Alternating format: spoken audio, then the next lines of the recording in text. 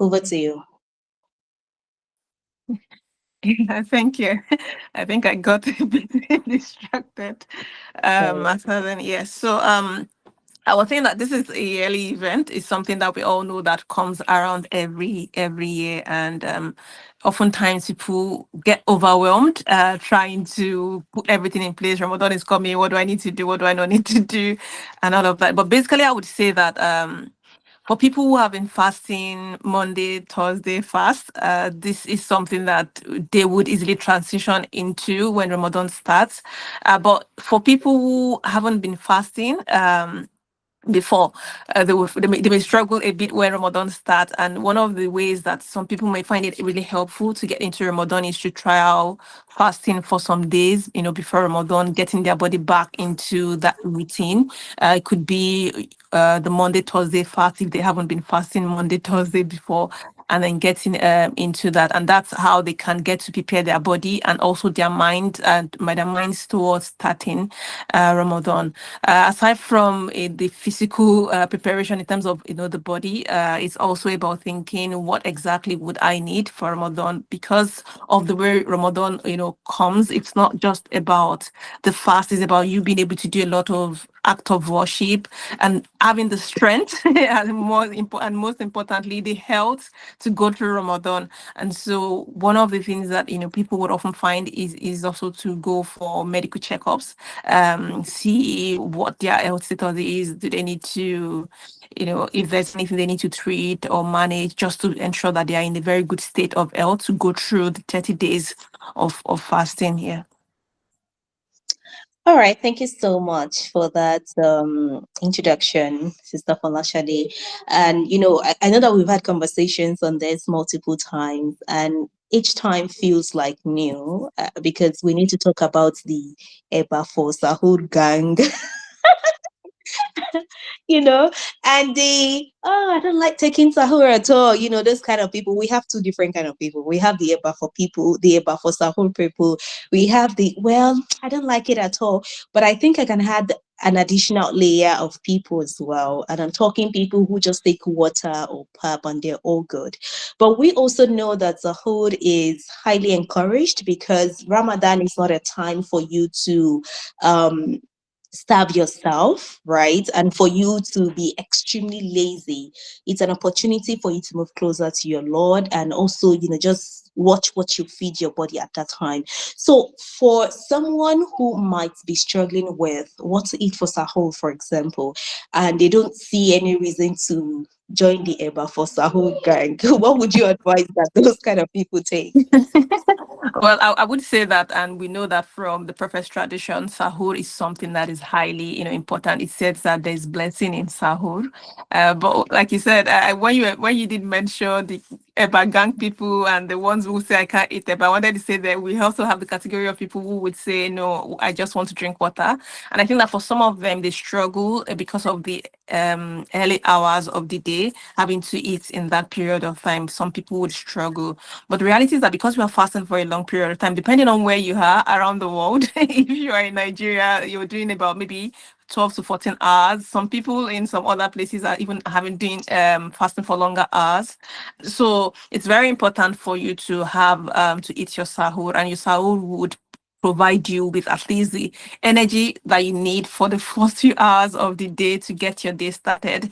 And so for some people, if you don't eat enough, you might find that you're feeling tired, weakness, and your concentration. You're not able to function as you would normally outside of Ramadan if you're not fasting. And this is one of the reasons why, at least ensuring that you eat the right meals for sahur is very important.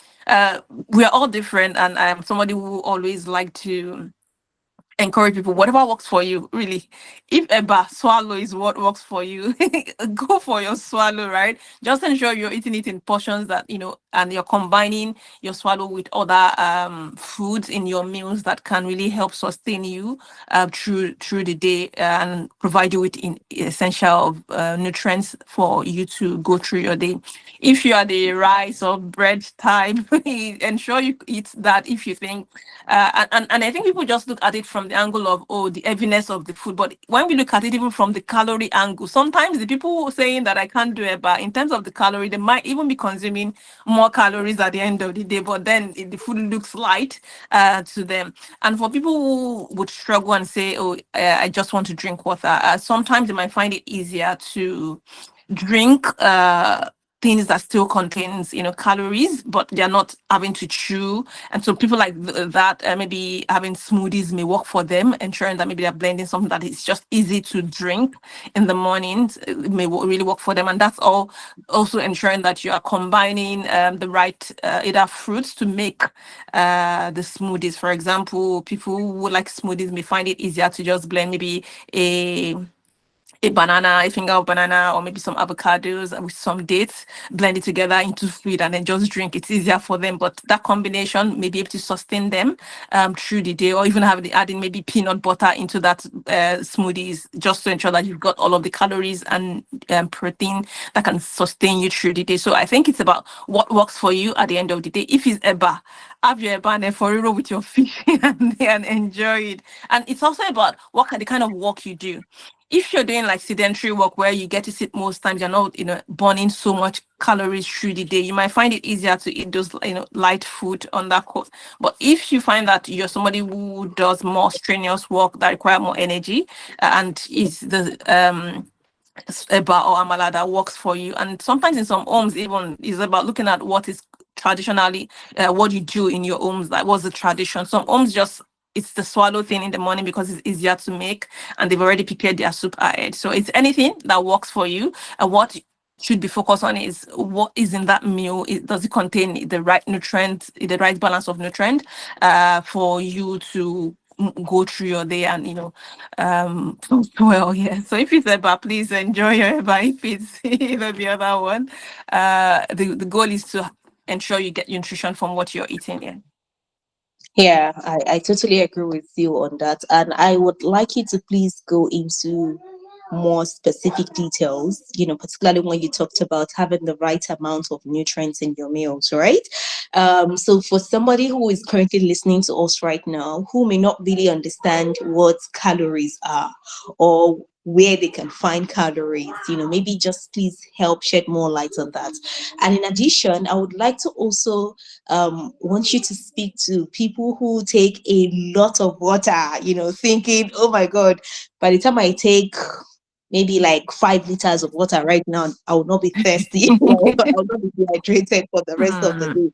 And interestingly, you see that people like that, even before noon or thereabouts, they've probably gone to the restroom to pee multiple times and they find themselves highly dehydrated and they're wondering, what is happening to me? But I took 10 liters of water this morning. So yeah. please also speak to that as well. Yeah. So in terms of calories is just a term we often use. It basically means the energy you get from food. But the point I was trying to say to make is that in every meal that you eat, you need to look at what kind of food you combine, and in principle, ensuring that for every of the meal you have, you've got a source of what we call your protein food. For example, your meat, fish, egg, nuts are also rich in protein, depending on the kind of food. I would cite some examples of combination that can be enjoyed. Also ensuring that you've got fiber rich foods, and that's because fiber would fuel you up more for a longer time. Also protein, the digestion process of protein foods take a longer time, so they fuel you up more. And research has shown it that consuming fiber rich foods, protein rich foods can sustain you for a longer time. Also ensuring that the carbohydrate food, the starchy foods that you have, you don't have a lot of highly processed foods in your meals. And the reason is because if you have a lot of sugary foods, for example, or highly processed food, the digestion process is easier, and that means that within a short time, the carbohydrate get digested, and then the energy gets released. And for some people, you get that spike of blood glucose, and then you get the drop at the end of the day because everything gets digested at once. It shoots your blood sugar up, and then you have that dip, which then comes with maybe weakness, tiredness, you're feeling dizzy. But when you have more complex carbohydrate, more of the starchy carbs, for example, it could be your plantain, plantain, it could be your yam, it could be wheat swallow, it could be oat swallow, it could be your eba, right? Because they are more of starchy foods, they take longer, the starch in it needs to break down, and then it releases the glucose, gradually into your bloodstream. So that means there's a steady flow of energy through the day for you. And so having food, a combination of the starchy food, your protein, and fiber rich food, which are often your vegetables. uh, Vegetables are like, we've got fruits also having fiber really, but vegetables are very good sources, which is easier to just add to your meals. So having that can really help to you get gradual release of energy through the day, at least through the early hours of fasting, before you get the energy or glucose from that your meal get used up, and then your body then can then start looking for other sources from the body.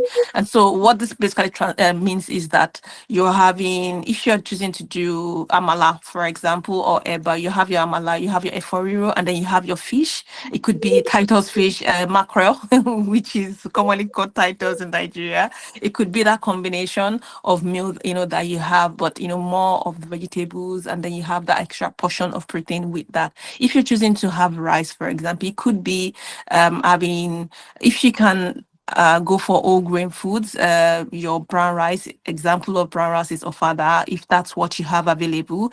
Ofada maybe with some slices of avocado, and then you have your, depending on the kind of vegetable you want. When we talk about vegetable, many times we also think about leafy vegetables alone, but your cucumber, carrot, cabbage, green pea, all of those things are considered vegetables. So depending on the combination you want to have, and then for variety purpose, these are things that you could even prepare ahead before, maybe the night before you fast, and then you can easily put together, and you can have that on your plate, and your, either your chicken or your fish or your eggs, depending on the protein you want. Just ensuring that on your plate you've got enough rich foods, protein rich foods, and then the starchy foods on that plate would be really helpful. If you're the type who would just love to drink something, maybe oatmeal may be a good option for you. In your oat, you could have some extra peanut butter to increase the protein, and then some nuts just to ensure that the meal is protein rich. And then you can add your milk and maybe some fruit, maybe some slices of banana, or maybe a piece of apple, depending on what you can tolerate at that early morning time. And I did mention example of people who just want to drink something, where you could blend peanut butter with some dates and maybe some milk together, and maybe some banana, slices of banana together, just to get that your smoothie, and then just drink it down. So all of these are different things you could combine together to ensure that whatever it is you're having, either in the fluid form or in the main meal forms, to provide you with enough energy. In terms of the drinking a lot of water, I know that many times, sometimes it stems from the fear of, I don't want to get dehydrated at the earliest hours. But one thing that happens is, when you drink a lot of water within a short period of time, your body sees it as excess, and then your kidney excretes that out. So you find out that you're drinking a lot of water, and then you are going almost immediately, or after some minutes, to the restroom to pee, and that's what happens. But one way you might find helpful is to sip water through the non-fasting hours. And one of the ways that you can get to achieve that is to utilize the timing from iftar, when you break your fast, and then sahur. So when you break your fast at iftar, for example, what is highly recommended is to break our fast with date and water, right? You could sip water at that time. When you have your iftar, your meal, evening meal, you can also sip water. The time between your iftar and tarawih prayer is also a very great time to utilize to increase your fluid intake. And what that means is that you could go to the mosque with a bottle, a water bottle, get a what you do. Even if you don't have water bottle, get a bottle that you can put water, or maybe if it's cups that you can't spill the water, right? Get something. It could be maybe every after 2 rakats, you're sipping some water before you start the next one. So that way you're getting more fluid to replace the lost fluid through the day, and then till you sleep. You also want to be very careful, because sometimes when you then drink a lot of water, then that affects your sleep. So drinking or sipping the water at regular intervals may be very helpful. And then when you wake up in the morning, a lot of times we wake up earlier to pray. For some people, they would often wake up early to do extra nawafils, right? During that period of time before you eat is also a good time to ensure that you consume more fluid for you, and then when you eat your sahur in the morning, so you get enough fluid. Also ensuring that maybe while you break your fast, you're consuming fruits that have high water content, like watermelon, cucumbers, oranges. They've got a lot of high water content in them. That can be very helpful.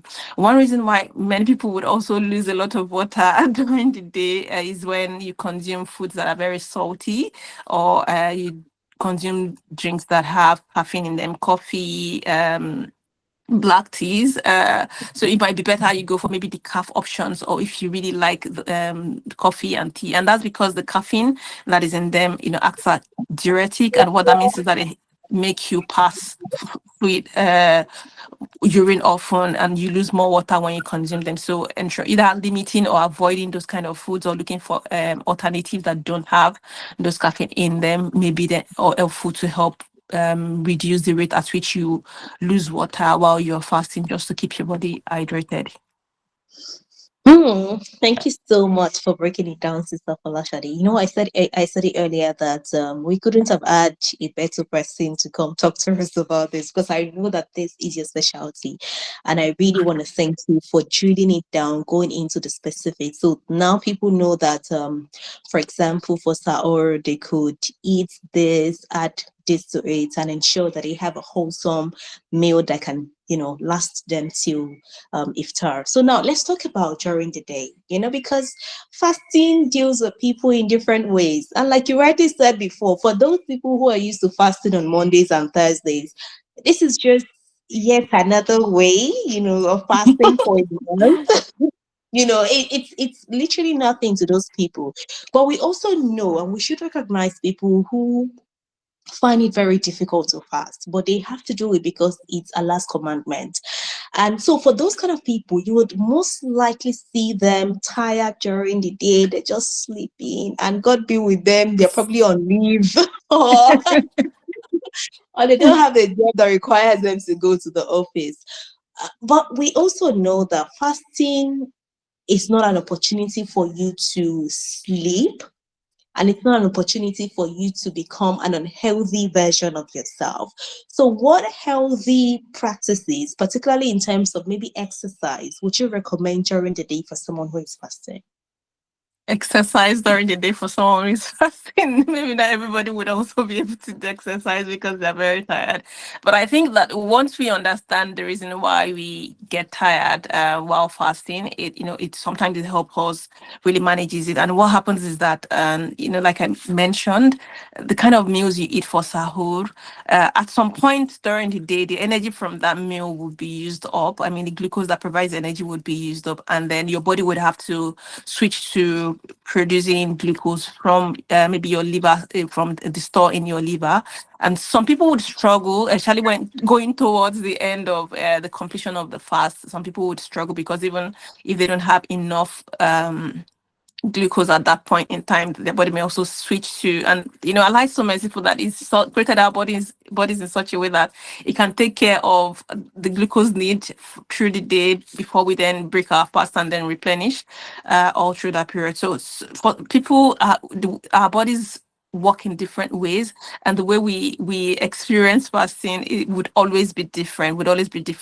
But one of the things that may also be helpful, just like I mentioned, is eating complex food, of food containing enough protein, fats, and um carbohydrates that would then ensure gradual release of energy at least through the day before your body switches over. But in terms of staying active during the afternoon period, for people who are at work, they don't have a choice. They have to just struggle through. If you find yourself, maybe you're working from home and you're doing other activities, sometimes walking may be helpful, just so that you have a bit of activities into your day. And it could be as simple as, if you're sitting in a position reading the Quran, maybe you want to stand up for your a period of time just to walk around. You're receiving calls, you're taking a bit more step.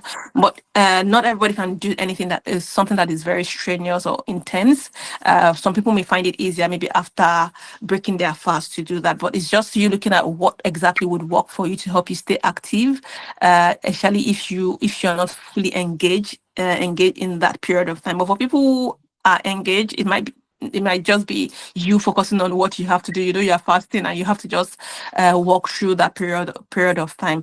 But I think it's about personalizing that advice to say what exactly what does my day look like, and what else can I, bring into that day to help me stay active. And we've got a lot of act of worship. If you've got that lot of time, at your disposal to do. The Salat are also there. You can also get involved in maybe activities to, a lot of times you find people doing charity activities to maybe preparing meals. There's a lot of activity. I can't really say specific, but during Ramadan, there are so many things you could volunteer for to ensure that you stay active during this period. But I would just say that because fasting, you're using a lot of energy, you want to ensure that you're not getting too involved in things that would strain or make you use a lot of energy, that you then break down and become finally weak and you're not able to do other acts of ibadah during that period of time. Yeah, thank you so much for sharing that. And like you rightly pointed out, different strokes for different folks. You just need to understand your body, what works best for you, and try to manage the situation as a result of that. So let's talk about breaking your fast. Some people, because they've not had any meal since morning, they think that period in the evening is an opportunity to compensate themselves for starving in quotes since morning. So you then see people eating all sorts, processed meal, junks. I just can't name the way people eat sometimes when they're about to break their fast. So talk to us about how these people should consider breaking their fast, especially because fasting is also designed to help them become healthier and not otherwise. Yeah. Well, I would say that I think many of us, we lived in homes where breaking fast, it seems like a mini ceremony. A lot of people want to judge. You're preparing a lot of food to break your fast, and we've lived through and grown through that process, and have adopted those traditions also. Also because we haven't had a lot of meals during the day, our body, we're craving to replace the energy that we have used. And so for some people without that control or discipline, they end up overdoing it. But I think that fasting uh, comes with is one of the things that it promotes, its self-discipline and moderation. And we need to understand that even that has to do with what we eat, not just about the acts the spirituality alone. What you choose to eat and how you choose to eat, the things you choose to eat, right? And so what that means is that if you want to break your fast, depending on your health goals, I always say that, because for some people, they want to gain more weight, so they will look for different ways to just eat more food. But I think whether you're trying to gain weight, improve certain health conditions, Ramadan is the time you can really optimize to achieve that. And I think that the Prophet Sallallahu Alaihi Wasallam has given us, the best, like, break your fast with dates and water. We just look at date as date, but the nutrition in date, is so good that, for example, you've been dehydrated through the day. Date contains some nutrients, what we would call electrolytes, that can help you rehydrate. It has natural sugar, which would help, that energy boost immediately you break your fast, right? And then you would drink water to also help that rehydration process. And it gradually introduces food back into your tummy because you've had that length of time of your meal. And so that's the best, whatever it is the Prophet has recommended for us, it's the best. And even science has proven that, these can really go a long way to help improve your health. And so start or breaking your fast with date and water is the best. But sometimes we have that, and sometimes it even happens. So even me, sometimes it happens to where, depending on how that hunger comes, if you're not careful, you would end up, eating a lot. And the tradition is also breaking our fast. You break fast with date and water, then you eat fruits, and then you drink pap and akara before you then go to your main meal, right? And many of us think that pap pap is just water. It doesn't have calories, right? And then we eat a lot of fried things. The akara that would even eat, that's the it's fried. It contains a lot of calories, and so you find out that even if it's not the akara, a lot of people do a lot of fried things and then eating, and so you would end up, if you overeat or eat so much large meals immediately you break your fast, you end up overwhelming your body, and that can even affect your digestion process. And when it affects your digestion process, you can end up with indigestion. If your body feels heavy, and when your body feels heavy, remember you're still going to pray your tarawih, and then you're sluggish through that process, and that can even affect your ability to do enough act of worship after breaking your fast. So I would always, say that what is best is to, bring in self-discipline and moderation when you also want to break your fast, ensuring that you avoid or limit fried things, sugary things. I think that's one of the things. We also did a lot of drinks. You're drinking all of that at first, and then that gives you a burst of sugar release, and so you might end up eating more than your body needs around that period of time. So if it's date and water that you want to use, and maybe a piece of fruit afterwards, that's quite fine. And then ensure that the next meal you're eating is your main meal, not like if you want to drink papa and akara, let that be your meal. If it's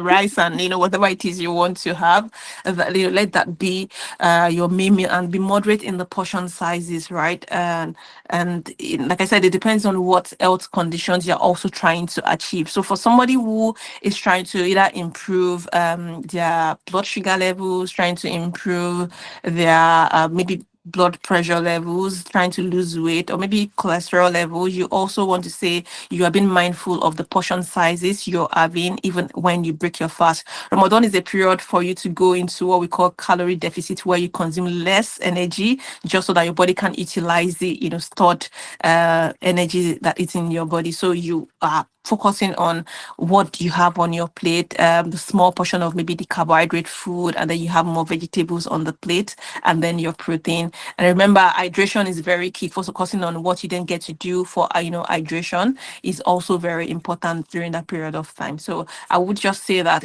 limit or avoid sugary food, fried food as much as you can, and then use less oil in your cooking, so you don't end up taking in more calories than your body needs, and focus on portion control. You can't go wrong with portion control. And you would even find out that by the time you eat fruits, maybe you've done fruit salad, you've eaten the date, you've drank water, you're getting full already. And then you will then have your main meal. But many times people would say, okay, when I come back from Tarawih, I'm still feeling hungry because I've used more energy. And the good thing is that your Tarawih is even an opportunity for you to get you some of the energy, the digestion process. It aids the digestion process, the activities you do during Tarawih. So it's just also looking at, can I then go for maybe low calorie foods, for example, fruit, an extra portion of fruits, or, things that are, or maybe extra portion of vegetables, depending on the kind of vegetables. Like I mentioned earlier, we've got the different types. It could be a mixture of different cucumbers, or maybe even a furry roll, and maybe just the portion size, something that doesn't have a lot of calorie. And if you've still got enough time, not close to your bedtime, to have that. And it also depends on the location that you are in. You will find that all of this may be helpful for you when you break your fast. But the goal is avoid overloading on foods, because it then affects your digestion process. It affects your ability to perform your act of worship that comes after the breaking of the fast. Absolutely avoid overloading so that you can do different things during Ramadan, including worshiping Allah and asking for blessings upon blessings in your life and those of your loved ones. Before I go on to ask you the next question, Sister Falashade, I'd like to quickly acknowledge two persons in our midst. We've got the chairman of Sekina Medical Outreach, Dr. Salman Yusuf here. Thank you so much for joining us, sir. We also have our chairman, the chairman of MPAC and trustees, Sakina Medical Outreach, Mr. Disu Kamar. Thank you for joining us as well. We truly appreciate your presence. So, Sister Falashade, my next question to you is regarding people who have got who have got underlying health conditions. Say for example, people who have got diabetes and what have you, or even pregnant women who would like to also participate in the fast. How do you think those people can navigate, these interesting times, particularly because they need a lot of food? Well, I think the first thing I would say is that Islam has set the guidelines for what people need to do when it comes to people with underlying health conditions. Because the truth is, if you've got diabetes, not everybody with diabetes can fast, and that's why one of the steps that I often advise people is that if Ramadan is coming and you have diabetes and you're hoping that you want to fast, depending on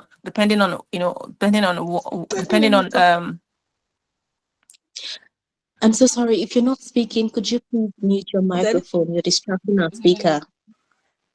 Continue, please, ma'am.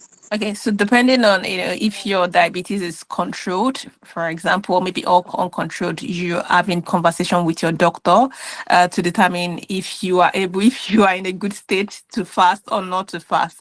And so, and even when you are able to fast, your doctors may have to reduce your medication, for example, or maybe change the type of medication that you're using. So you don't just want to risk to say, oh, because I want to fast or I've been fasting before I was diagnosed with diabetes, and then you go ahead to do that fasting. And if you then find that maybe your doctor has advised that you cannot fast, I know many times I've spoken with people who feel terribly bad that, oh, I can't fast, but Allah does it. Allah said it in the Quran that is not the fasting is also not also to burden us, and He did in Quran, I think Quran 2 verse 184, He did explain what people could do. If you're a traveler, it's not compulsory for you to fast. If you're sick, it's giving us alternative for you to feed a fasting person. So those are things that people can do. And so it's about looking at yourself, having that discussion with your medical team, and to say that, am I in a good place to fast? Some people who have blood pressure level, for example, if you have it in combination with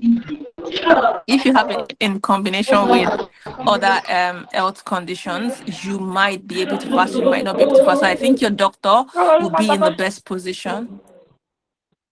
Uh, Sorry, please continue. Sorry. Yeah. I think your doctor would be in the best position to advise if you can fast. And that's why having that conversation with your doctor is something that I often tell people, don't avoid it. Don't let people tell you that you can fast or you cannot fast. The doctor that you've been seeing that has been treating you would understand better. They may be able to run different tests to see what your current health condition is and if you're able to fast. And that goes to people with diabetes, people with high blood pressure. For high blood pressure people, they might even maybe want to change their medication depending on what they are currently on. So that's why it's very important that you have that conversation with your doctor to know whether you can fast or you cannot fast. For people who are pregnant, I know of some pregnant women that would fast with pregnancy, but like I said, Allah has given you that opportunity, and if you Hello, assalamu alaikum wa rahmatullah. Sorry, sister. I think there's a host for this program. There's a person called Kamurad Fenshaw that is actually disrupting this call. It's either you mute the person or you just exited the person. It's as simple as that. We can't continue to carry on like this. Okay, sir. Thank you. The host should please take notes and act accordingly. okay.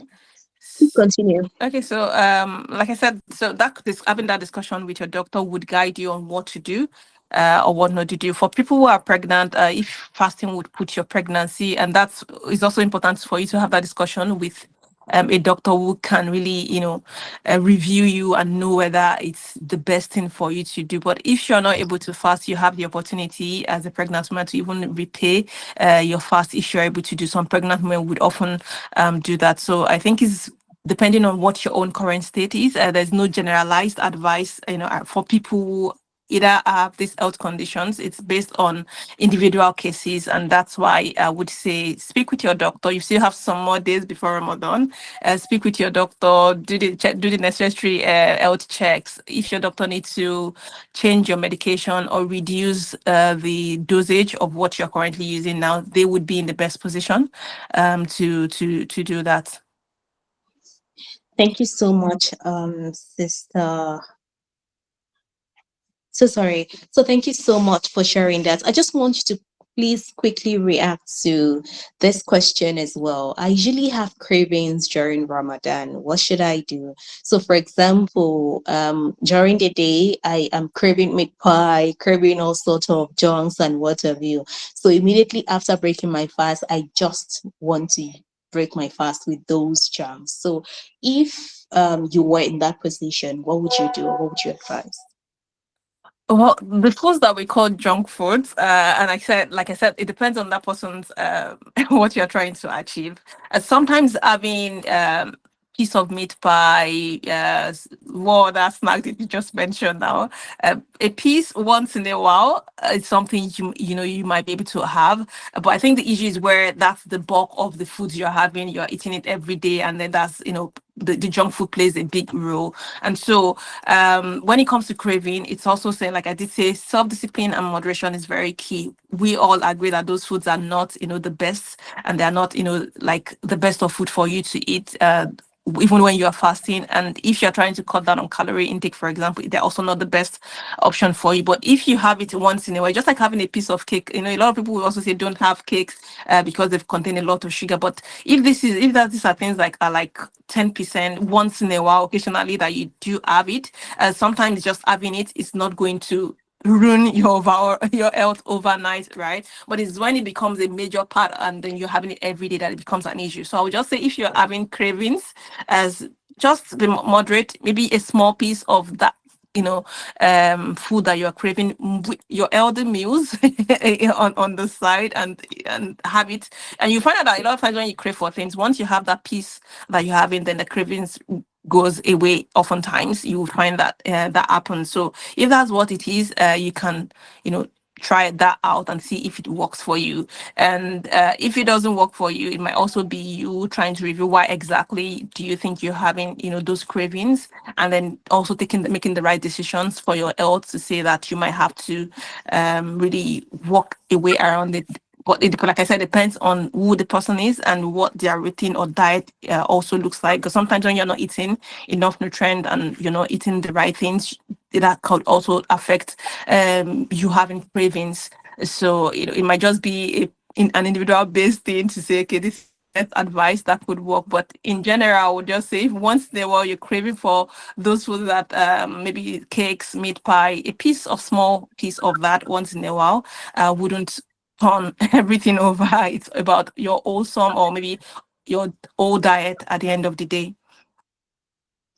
All right, thank you so much, Sister Falashade. I have a final question from my end to you. But before that, I'd like to say that for those who just joined the conversation, this is the first of many series that we're going to be having at Sakina Foundation. We do this a lot of times, and we do it because people genuinely feel that we're given value as a result of this. So, but beyond that, we also support medical outreaches. If you'd like to know more about the fantastic work that we're doing at Sakina Foundation, please check our website, sakinaaoutreach.org. Again, our website is sakinaaoutreach.org.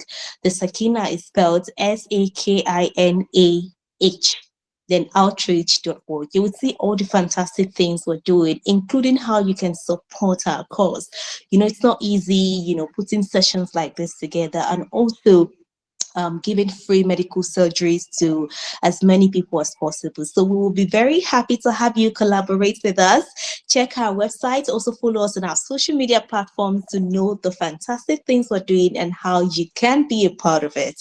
So, Sister Falashade, my very last question to you. If you had to give one nutrition advice to someone who will be fasting, what would it be?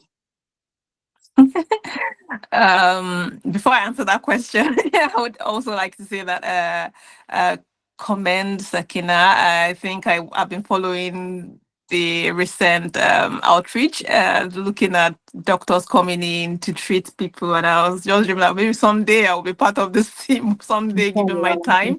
And also, I think they are, doing a great job with that. And so, to the last question, when it comes to nutrition advice for people that are fasting, I would say that you can't go wrong being moderate in the things that you eat. Moderation is very key.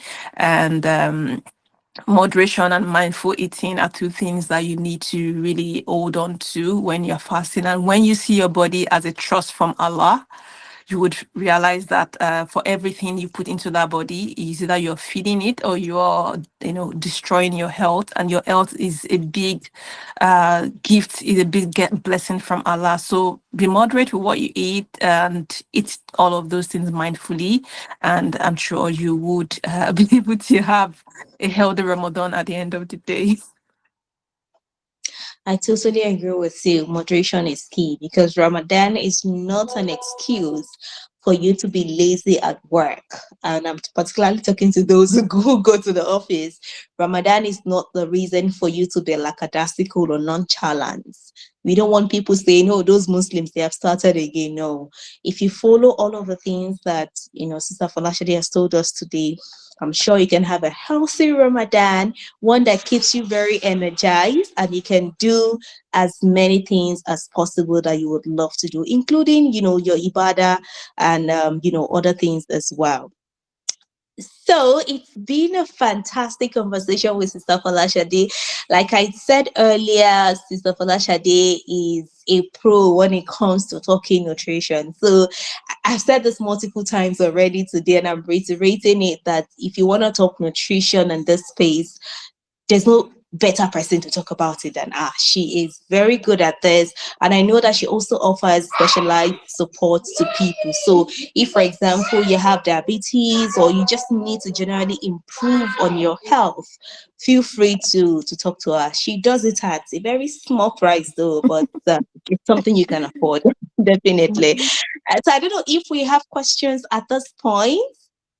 Questions, you could please type or you raise your hands to ask your question.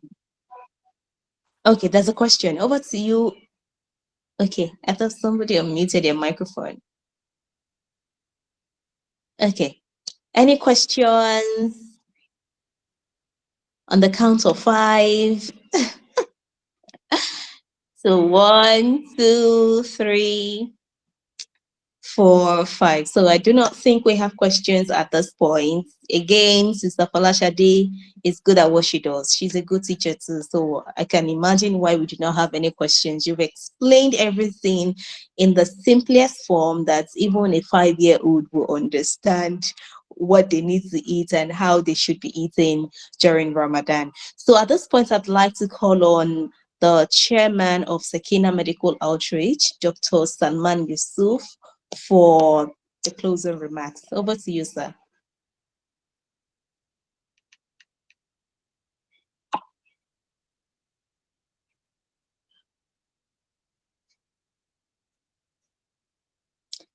Doctors, are you still with us?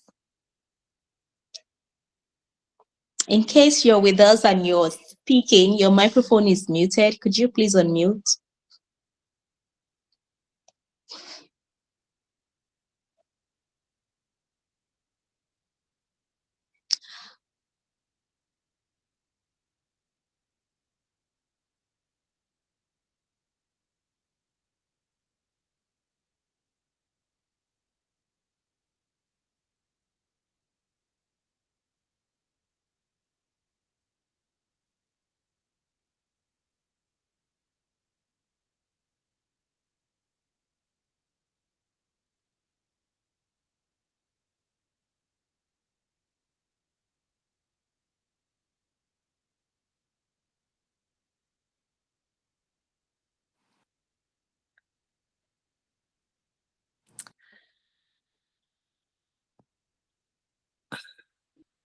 In case you're speaking, sir, your microphone is muted.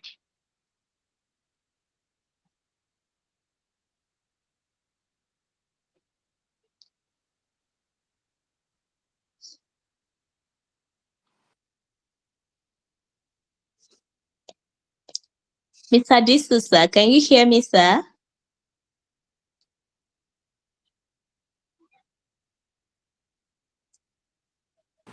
Yes, I can hear you, Rafael. All right, sir. Over to you, sir. Okay. Sorry, you wanted me to do something, is it? Yes, sir. We wanted you to please do the closing remarks. Oh, absolutely. Thank you very much, Rafiat, and Alhamdulillah Rabbil Alameen. Thank you for this wonderful session, and I would like to first and foremost sincerely apologize to everybody for the disruption that we experienced today. I think it's a big lesson for each and every one of us that we have to take home and reflect about. I think there are people in this world that have skills, high-priced skills, that are using it towards evil ends. That's just the bottom line. And I think it's also a challenge, a way to challenge ourselves to acquire, the same skill in order to pursue positive and good ends. So this is I'm putting this ahead of my words of appreciation to the guest speaker as well as everyone in attendance, because Sakina as an organization is run almost solely on the basis of volunteerism. So we like young people with the talent, the skills, the competence to safeguard and ring-fence some of our public engagement, online engagement like this, so that rogue hackers will not infiltrate and cause this type of disruption, disgusting disruption to our sessions. So I would just like to urge and encourage everybody out there to step forward and help us. It is a challenge. It is a growing challenge in the world. It is not just happening to financial institutions, as you can see. It's actually happening to players and actors in other sectors as well.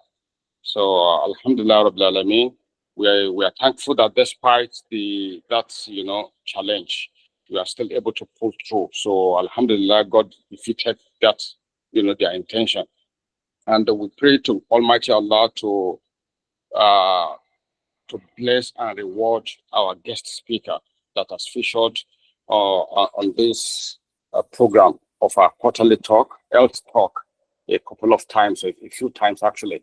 So each appearance has been, personally for me, each appearance has been a wonderful experience for me. I'm sure that a number of us, if not every one of us, will share the same sentiment. So we really appreciate her. We pray for her, for Allah to continue to guide her, to enrich her, to bless her with all that she will need to progress in life, in her deen, and in her career. Thank you very Amen. much. And I would also like to say the same thing to hosts. She's been doing a wonderful work. I've always been impressed, with her performance. We need young people like her to step outside into the public space and represent us, carry our flag, and fly it high for us. And we really need to be their cheerleaders, to encourage them, to recognize them, to celebrate them. So, Rafiat, thank you very much. We really appreciate you. And we are honored for the work that you are doing. May Allah bless and reward you. For everybody on the call as well, I pray that the knowledge that we and the information that we have received today would be of immense benefit to us. As we look forward to another Ramadan, we pray God will make it both the days and the night of the blessed month will be of immense benefit to us and our families. We are looking forward to the month with excitement. It's around the corner. May Allah spare our lives and keep us in good health and in a great state of Iman as well. I would just like to say this very quickly to wrap things up. I think you called Dr. Salman earlier to give this. I'm glad that I can step into his shoe to represent him to say this. Dr. Salman, I was surprised to actually see him on the call earlier. I think he's still on the call, but maybe he was pulled away. Sakina, at the moment, is actually engaged in an intensive, specialized, medical outreach that has impacted deeply impacted a number of lives. I was a witness to it because I had to travel down to be part of it for a few days. It was quite remarkable to see the huge achievements that our local organizing team, including our own medics, Nigerian medics, as well as our guests, foreign guests, have actually done. I will just say this without giving out too much about this because I think a report of the mission is going to be released by Sakina later. In the entire history of the National Hospital, Abuja, that where the mission took place, some of the procedures that we have done here in the space of a week have never actually been done before. Yes, that's how deep we have gone with this. And I've seen with my eyes, the impact, the real impact on the beneficiaries directly as well as their families. So this is a great work that we are doing. And in some way, all of us are connected to it. We are just doing our parts. We are doing our parts because of area of specialization. Rafiat is doing a part, Folashade is doing a part, I'm doing my part. All of us, we cannot be doctors, but when we come together, the load becomes lighter for every one of us, to bear and to carry. So, and we are each other's helper and keeper. So we look out for each other. We pray that Almighty Allah will return safely back the medics from the medics across continents and reward them abundantly for their selflessness, the sacrifice, the commitment. It's huge. As I saw it with my eyes, I was blown away. And guys, I really need to say this to you, especially young people on the call. I don't know how many of them we have. You really need to get serious with your life. You really need to get serious with your faith. You really need to find a way of connecting deeply with God. You are in competition with other Muslims around the world that by our own estimation, by human, estimation and accounting, are far ahead. I saw a brother on this mission that came from Pakistan. He spent 10 days on the trip just to get to Nigeria because of the problem in the Democratic Republic of Congo. The airspace is shut down, so they have to reroute the flight. You have to change flight. Eventually spent about 3 days just to get to Nigeria, and it was coming to, and it's like 8-year-old man, one of the top experts in that area of specialization, one of the top in the world. He came into Nigeria straight from the airport, went to the hotel, rested for just an hour, went into the surgery room, and it was booked to perform a surgery to last for about an hour. But when he opened the patient up, he found more problems that had been identified through diagnosis and all that. He ended up spending 7 straight hours doing 5 procedures. The patient was booked for just 1 procedure. He ended up doing 5 procedures, repairing pancreas, repairing the kidneys, repairing all those things for 7 straight hours. And these brothers, I mean, you can 80-year-old, travel 3 days, came to Nigeria, spent just about an hour to rest, straight into the into his crops, and then straight to 7 hours.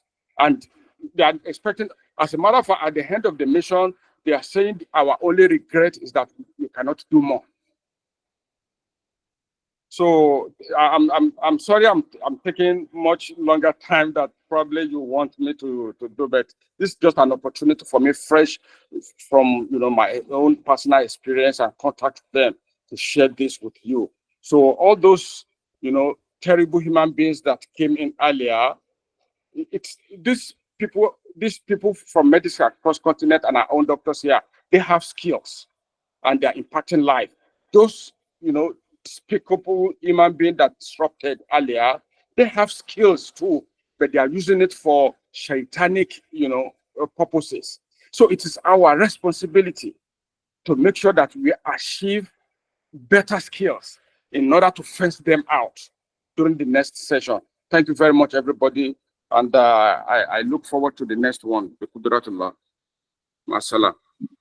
I mean, thank you so much, sir. We truly appreciate. Thank you, and may Allah reward you and other members of the team for the great work you're doing. Thank you so much. This is truly priceless, and I honestly don't know where to start from because I'm beginning to get very emotional. But really, thank you so much, and I really want to also say thank you for the charge because we Muslims, especially the young ones amongst us, we need to do more. We need to do more than just go to school and just be laid back. We need to be out there. We need to think about community service. We need to think about how we can make the lives of our neighbors better. That is how we should be propagating Islam, not, otherwise. Thank you so much, sir. God bless you. And inshallah, Amin will continue to make you very proud. Thank you so much, sir. Thank you. So on that note, everyone, thank you. Enjoy the rest of your Sunday and have a blessed week ahead. Don't forget to check our website and please follow us on social media. Bye. Sister Fola Shade, thank you so much, ma. Thank you. All right. Assalamu alaikum. Bye, thanks a lot.